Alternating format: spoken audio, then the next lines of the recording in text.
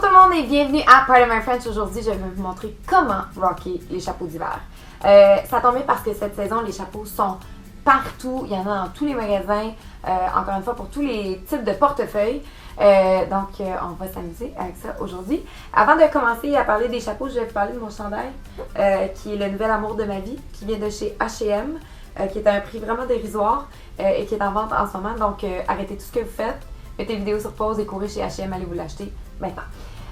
Bon, vous êtes revenus. Merci d'avoir reparti la vidéo. On va commencer avec ce chapeau-là, qui est de chez Vero Moda, que j'adore.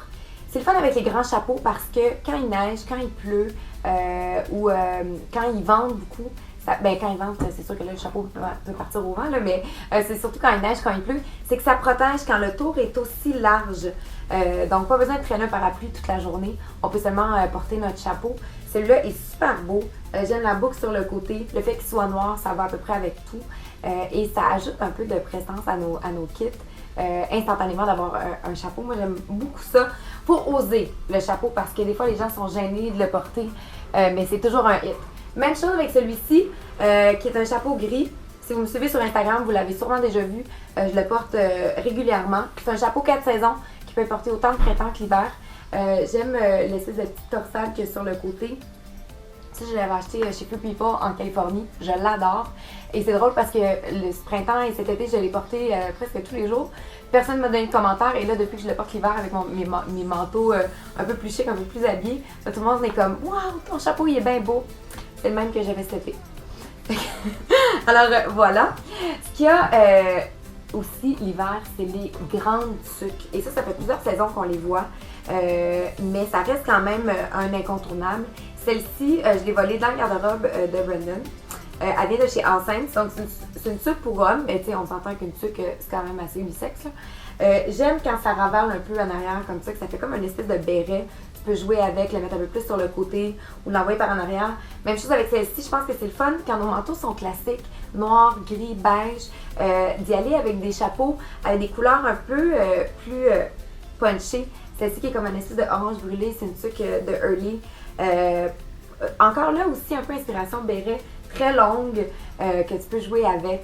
C'est ça qui est de cool. Et en plus, ben là, ça cache les oreilles, contrairement au chapeau. Donc, on est vraiment prêt pour l'hiver. Et la dernière, la statique, ça va? Je vais vous parler aussi de ça tantôt. Et la dernière et non la moindre, c'est la beanie. La petite tuque courte, qui est vraiment la nouvelle tuque à la mode de cette saison. L'hiver passé, on a commencé à l'avoir beaucoup, mais là, elle est partout. La petite tuque facile, cache les oreilles, plus serrée aussi, moins longue, qui se porte même un peu plus haute sur la tête. C'est un peu l'air d'un lutin ou d'un schtroumpf, mais ça a l'air que c'est correct parce que les dieux de la mode ont décidé que c'était beau. Celle-là, elle dit Aunt Lauren, qui est comme une espèce de faux Saint-Laurent. Mais il y en avait plusieurs aussi. C'est une compagnie qui vend en Inde, je pense. Moi, je l'avais eu en cadeau, mais je suis pas capable de vous dire d'où elle vient exactement. En fait, je pense qu'il y avait la boutique du haut, celle-là, sur Prince Arthur, proche de Saint-Laurent. Alors voilà pour la petite tuque. Et pour combattre les cheveux d'hiver, tu sais, la fameuse statique, là, que ta tête large de même, on dirait que tu t'es mis dans la prise électrique, là. Moi, mon truc, c'est l'huile pour les cheveux. Plusieurs compagnies en font. Moi, j'aime beaucoup celle de Caudalie, qui sent excessivement bonne. Et souvent, les huiles, vous pouvez les utiliser pour les cheveux, pour le corps, pour le visage, pour ceux qui ont la peau extrêmement sèche. Le secret, c'est de ne pas en mettre beaucoup. Donc, on en met là, vraiment une petite goutte. Puis même si vous pensez en avoir trop mis, gênez pas pour en mettre dans votre cou.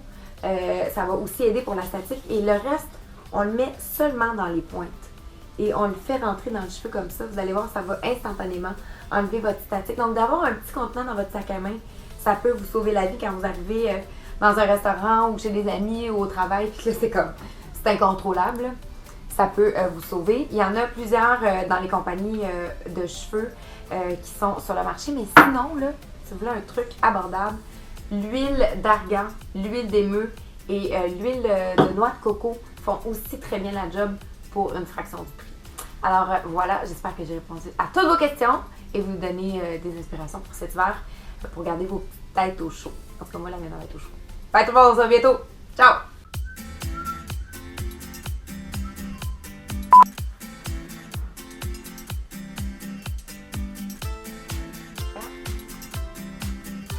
Oh, I had some on my